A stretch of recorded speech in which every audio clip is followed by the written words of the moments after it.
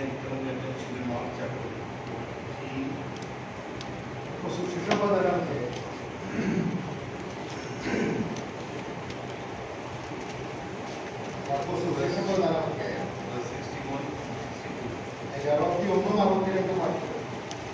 But he held his peace and answered nothing. Again the high priest asked him, said to him, "Are you the Christ, the Son of the Blessed?" And Jesus said, "I am, and you shall see the Son of Man sitting at the right hand of power, coming in the clouds of heaven." അവനോ മിണ്ടാതെയും ഉത്തരം പറയാതെയും ഇരുന്നു. മഹാപുരോഹിതൻ പിന്നെയും അവനോട്, "നീ വന്ധ്യനായവന്റെ പുത്രനായ ക്രിസ്തുവോ?" എന്ന് ചോദിച്ചു. "ഞാനാകുന്നു. മനുഷ്യപുത്രൻ സർവശക്തന്റെ വലത്തുഭാഗത്തിരിക്കുന്നതും ആകാശമേഘങ്ങളോട് വരുന്നതും നിങ്ങൾ കാണും" എന്ന് യേശു പറഞ്ഞു. Philippians chapter 2 verse 6. ഫിലിപ്പിയർക്ക് എഴുതിയ ലേഖനം 2-ാം അധ്യായം 6-ാമത്തെ വാക്യം. Who being in the form of God, thought it not robbery to be equal with the Lord.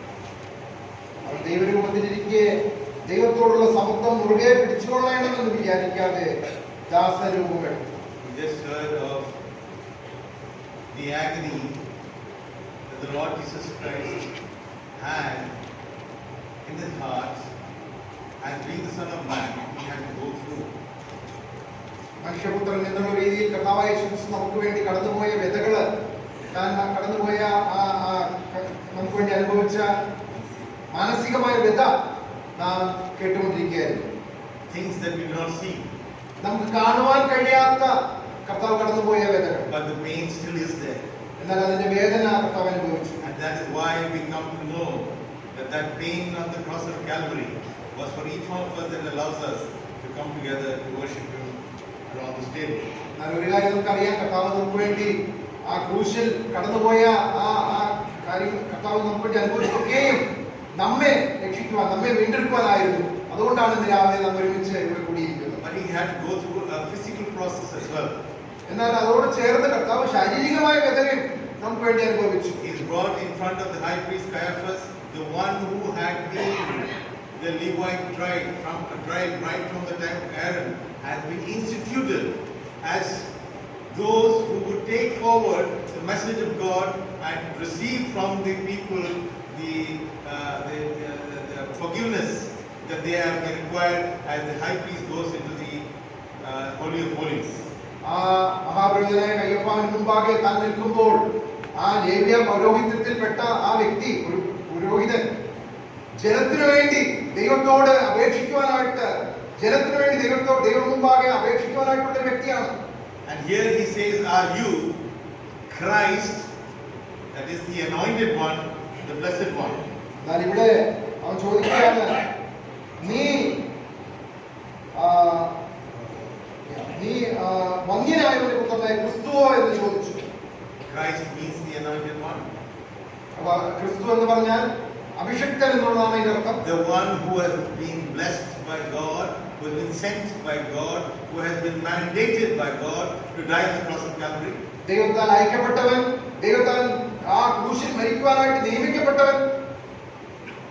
In Philippians we see he was, as you read in Philippians, that who being in the form of God, that has been replicated here by Caiaphas by asking, "Are you the Christ, the Son of the Blessed?" ആ Philippi ലേഖനം വായിച്ചതുപോലെ അവൻ ദൈവരൂപത്തിലിരിക്കെ എന്നുള്ള കാര്യത്തിന്റെ ആ ഒരു പ്രയോഗമാണ് ഇവിടെ കയ്യഫാവ് കർത്താവിനോട് ചോദിക്കുന്നത്, നീ വന്ധ്യനായവന്റെ പുത്രനായ ക്രിസ്തുവോ? And if we go on to chapter 15, 5-ാം അധ്യായത്തിലേക്ക് കടന്നു വരുമ്പോൾ, now with his governmental authority, Pilate asked him, "Are you the King of the Jews?"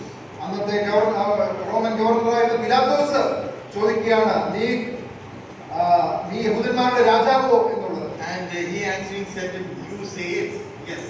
നീ പറഞ്ഞതുപോലെ ഞാൻ ആകുന്നു എന്ന് കർത്താവ് അവരോട് മറുപടി പറഞ്ഞു. So in the plan of God, not only was there a need to die on the cross of Calvary for our sins, ആ ദൈവത്തിന്റെ പദ്ധതി പ്രകാരം നമ്മുടെ പാപങ്ങൾക്ക് പരിഹാരമായിട്ട് കർത്താവായ യേശു ക്രിസ്തു ക്രൂശിൽ മരിക്കണം എന്നുള്ളത് മാത്രമല്ല, there is a process through which the Son of God, Christ, the Anointed One, had to go through physically in this world. എന്നാൽ ശാരീരികമായിട്ട് നമ്മുടെ ഈ ഭൂമിയിലായിരുന്നപ്പോൾ നമ്മുടെ കർത്താവായ യേശു ക്രിസ്തു നമുക്ക് വേണ്ടി കടന്നു പോകേണ്ട ചില കാര്യങ്ങൾ ദൈവം അവിടെ നിയമിച്ചു വെച്ചിരുന്നു. There he has to stand in front of that ordained priesthood and answer a question and endorse and ratify whether he is the Son of God.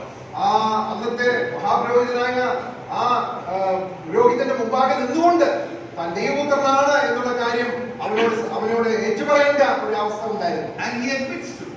അത് അവൻ സമ്മതിക്കുകയാണ് അവിടെ. ഞാൻ അതൊന്നും പറഞ്ഞു. Then he had to go through the governmental authorities, the Roman authorities, and say that he is the king of the Jews as has been designated on it.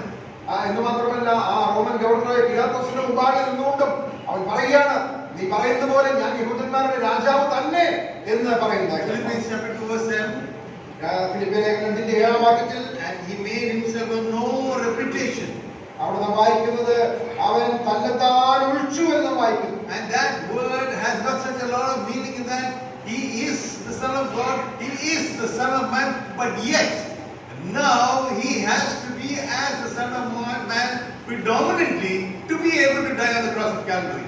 ആ ദൈവപുത്രനായിരുന്നവൻ അവൻ തന്നെത്താൻ ഒഴിച്ചു നമുക്ക് വേണ്ടി ക്രൂശിൽ മരിക്കുവാനായിട്ട് അവൻ മനുഷ്യനായിട്ട് തന്നെത്താൻ താഴ്ത്തുവാനായിട്ട് ഇടയായിത്തീർന്നു. I am bringing to your notice the amount of planning and the process and the way in which this person, the Son of God, had to go through for each one of us. ആ ദൈവപുത്രനായവൻ നമുക്ക് ഓരോരുത്തർക്കും വേണ്ടി അവൻ കടന്നു പോകേണ്ടി വന്ന ആ കാര്യങ്ങളൊക്കെയും ഇന്ന് രാവിലെ ഞാൻ ഓർക്കുകയായിരുന്നു. In the 8th verse it says of Philippians chapter 2, he humbled himself and became obedient to the cross, to the death, even the death of the cross.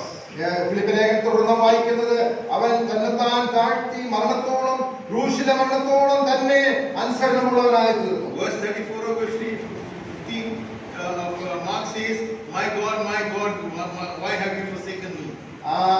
മർക്കോസ് സുവിശേഷം 15:34 നാം വായിക്കുന്നു, അവിടെ കർത്താവ് നിലവിളിക്കുകയാണ്, എന്റെ ദൈവമേ എന്റെ ദൈവമേ നീ എന്നെ കൈവിട്ടത് എന്ത്? That is the obedience. അതാണ് അനുസരണത്തിന്റെ കാര്യമായിട്ട്. That is the obedience to which he was left to be without that hand that used to be with him, without that for a period of time for each one of us. എപ്പോഴും പിതാവുമായിട്ടുള്ള ആ അഭേദ്യമായ ബന്ധത്തിലായിരുന്ന പുത്രൻ നമുക്ക് വേണ്ടി അല്പസമയത്തേക്ക് ആ കൂട്ടായ്മയിൽ നിന്ന് വിടപ്പെടുവാനായിട്ട് ഇടയാക്കി. It is not a simple thing. അത് വളരെ ലളിതമായ ഒരു കാര്യമല്ല. If you translate to the human terms, it is impossible to understand. നമുക്ക് മനുഷ്യബുദ്ധിയിൽ മനസ്സിലാക്കാൻ അസാധ്യമായ ഒരു കാര്യമാണ്. The God who ordained the Levite priest questioning him, are you the Son of God?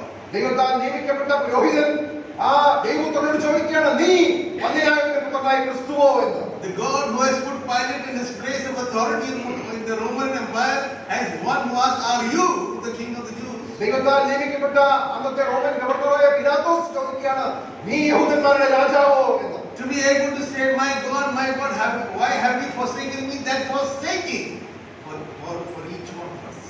എന്റെ ദൈവമേ നീ എന്നെ കൈവിട്ടത് എന്ത് എന്ന്, പിതാവിനാൽ കൈവിടപ്പെട്ടത് നമുക്ക് ഓരോരുത്തർക്കും വേണ്ടിയായി. 62nd verse of Mark 14 says, I am, and you shall see the Son of Man sitting on the right hand of power and coming in the clouds of heaven. The whole story is complete. 62-ാം വാക്യത്തിൽ കർത്താവ് പറയുകയാണ്, ഞാനാകുന്നു മനുഷ്യപുത്രൻ സർവശക്തന്റെ വലത്തുഭാഗത്ത് ഇരിക്കുന്നതും ആകാശമേഘങ്ങളോട് വരുന്നതും നിങ്ങൾ കാണും എന്ന് യേശു പറഞ്ഞു. We take part of this table for a time when he will come again. നാം ഈ മേശമേലിരിക്കുന്ന അപ്പവിൽ നിന്ന് പങ്കുകൊള്ളുന്നത് കർത്താവ് വരുന്നത് വരെയാണ്. I am going to come again, he said. ഞാൻ വീണ്ടും വരും എന്ന് കർത്താവ് പറഞ്ഞു. And you shall see me in the clouds of heaven. ആകാശമേഘങ്ങളിൽ അവൻ നമ്മെ ചേർക്കുവാനായിട്ട് വരും. We have to remember him. We have to proclaim his death up until the time that he does come again to take us up with him. നമ്മുടെ കർത്താവിനെ നാം ഓർക്കുന്നു, അവന്റെ മരണത്തെ നാം പ്രസ്താവിക്കുന്നു. അവൻ വരുന്നത് വരെയാണ് നാം അത് ചെയ്യുന്നത്. The magnitude of what has happened from the time the Lord has decided, God has decided for our redemption, has a story behind it, and the main person through that is the Lord Jesus Christ. നമ്മെ വീണ്ടെടുക്കുവാനായിട്ട് ദൈവത്തിന്റെ പദ്ധതി, അതിന്റെ വിവിധങ്ങളായ നിവർത്തീകരണങ്ങൾ, അതിൽ പ്രധാനപ്പെട്ട കാര്യം എന്ന് പറയുന്നത് കർത്താവായ യേശു ക്രിസ്തുവിന്റെ ആ ജീവിതാനുഭവങ്ങളാണ്. And to proclaim his death. അവന്റെ മരണത്തെ നാം പ്രസ്താവിക്കുകയാണ്. We can now remember he told his disciples, you cannot drink the cup that I am going to drink.